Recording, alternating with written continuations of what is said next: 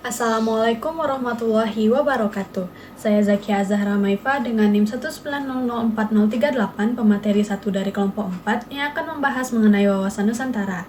Wawasan Nusantara merupakan bagaimana cara pandang dan sikap kita mengenai diri dan lingkungan sekitar kita yang sangat beragam dengan mengutamakan persatuan dan kesatuan bangsa dalam kehidupan bermasyarakat, berbangsa dan bernegara dalam mencapai tujuan nasional.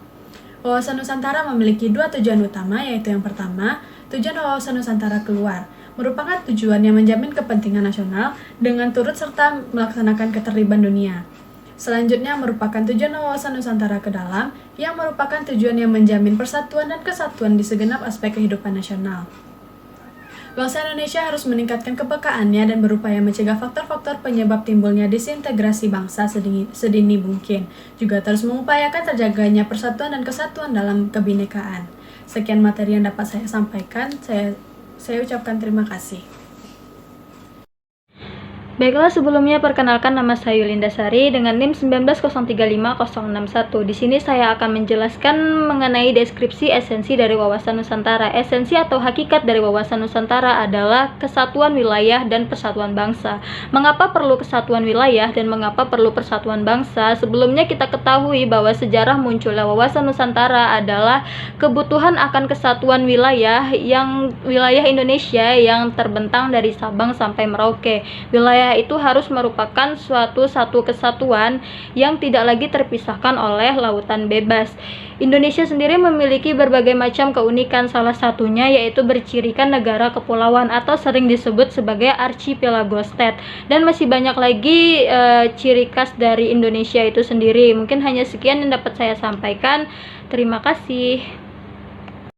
Assalamualaikum warahmatullahi wabarakatuh. Baiklah, saya Fahri Hanafi, NIM 190044050 akan mencoba melanjutkan materi dari yang dasari, yaitu mendeskripsikan esensi dan urgensi wawasan Nusantara. Yang pertama, perwujudan Kepulauan Nusantara sebagai satu kesatuan politik. Esensi atau hakikat dari wawasan Nusantara adalah kesatuan wilayah dan persatuan bangsa Indonesia. Wawasan Nusantara yang pada awalnya sebagai konsepsi kewilayahan berkembang menjadi konsepsi kebangsaan. Artinya, wawasan Nusantara tidak hanya berpandangan keutuhan wilayah, tapi juga persatuan bangsa. Yang kedua, perwujudan Kepulauan Nusantara sebagai satu kesatuan ekonomi, bahwa kekayaan wilayah Nusantara baik potensial maupun efektif adalah modal dan milik bersama bangsa, dan bahwa keperluan hidup sehari-hari harus tersedia merata di seluruh wilayah tanah air. Sekian dari saya, terima kasih. Baiklah, saya Ayu Yuni, NIM 1900444. Di sini saya akan melanjutkan pembahasan mengenai membangun dinamika dan tantangan wawasan Nusantara. Dengan adanya konsepsi wawasan Nusantara, wilayah Indonesia menjadi sangat luas dan beragam isi flora, fauna, serta penduduk yang mendiami wilayah itu. Namun demikian, konsepsi wawasan Nusantara juga mengajak seluruh warga negara untuk memandang keluasan wilayah dan keragaman yang ada di dalamnya sebagai satu kesatuan. Kehidupan politik, ekonomi, sosial budaya, pertahanan, dan keamanan dalam kehidupan bernegara merupakan satu kesatuan. Luas wilayah Indonesia tentu memberikan tantangan bagi bangsa Indonesia untuk mengelolanya. Hal ini dikarenakan luas wilayah memunculkan potensi ancaman dan sebaliknya memiliki keunggulan dan kemanfaatan. Baiklah, di sini saya akan menjelaskan tentang manfaat wawasan Nusantara. Setelah kita memahaminya, tentu kita dapat mengembangkannya. Yang pertama, yaitu kita dapat membangun konseptual wawasan Nusantara agar diterima oleh negara asing dan diakui oleh negara asing. Yang kedua, yaitu kita bisa membangun integritas nasional dengan dasarnya Pancasila.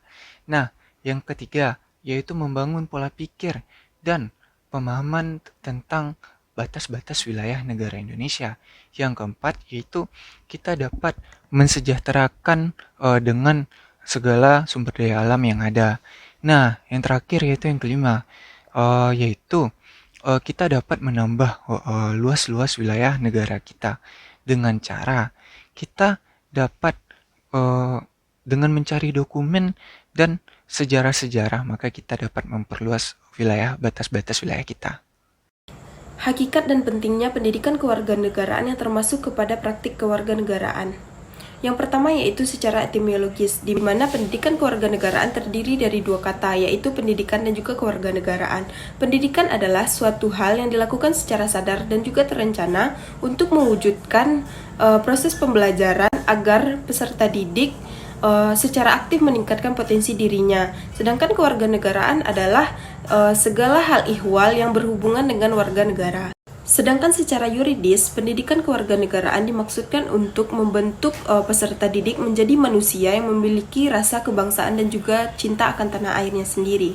Sedangkan secara terminologis, pendidikan kewarganegaraan adalah program pendidikan yang berintikan kepada demokrasi politik yang diperluas dengan pengetahuan-pengetahuan lainnya, dengan pengaruh-pengaruh positif yang dilakukan pada pendidikan sekolah, masyarakat, dan juga orang tua. Assalamualaikum warahmatullahi wabarakatuh. Saya Atif Muhammad Gani dengan NIM 18020111 ingin menyampaikan materi tentang praktik kewarganegaraan. Nah, dalam hal ini ada beberapa poin yang akan saya sampaikan. Yang pertama yaitu persatuan dan kesatuan.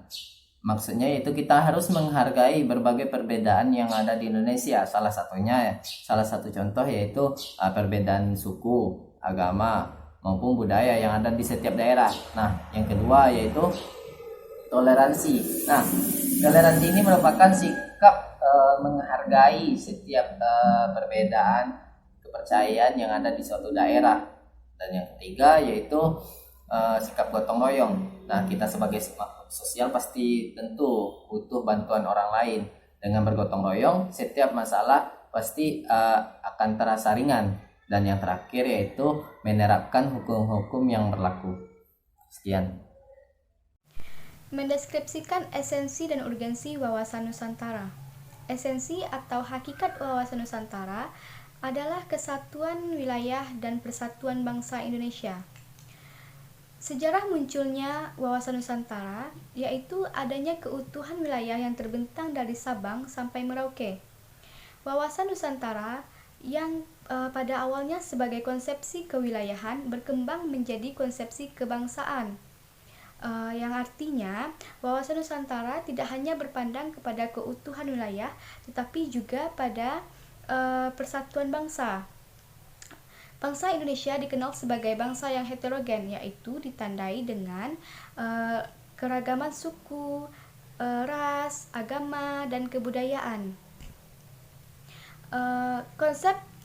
Konsep wawasan Nusantara menciptakan pandangan bahwa Indonesia sebagai satu kesatuan wilayah merupakan satu kesatuan politik, sosial, budaya, ekonomi, serta pertahanan dan keamanan. Nama saya Waratul Hasanah dengan NIM 19035057. Di sini saya akan menjelaskan praktik warganegaraan. Yang pertama adalah persatuan dan kesatuan dengan perilaku, yaitu berteman dan menghormati teman yang berbeda suku, bangsa, dan agama. Kemudian dampaknya terjalin persatuan dan kesatuan yang kuat. Yang kedua adalah praktik kewarganegaraan toleransi, yaitu dengan perilaku tidak memilih-milih dalam berteman. Kemudian dampaknya adalah memiliki banyak teman. Kemudian yang ketiga adalah praktik kewarganegaraan, yaitu gotong royong dengan perilaku kerja bakti di kampung untuk membersihkan lingkungan. Kemudian dampaknya adalah kampung menjadi bersih dan terawat. Terima kasih. Assalamualaikum warahmatullahi wabarakatuh. Baiklah, saya Keisha Faradila dengan NIM 19022020. Saya akan melanjutkan materi selanjutnya mengenai praktik kewarganegaraan.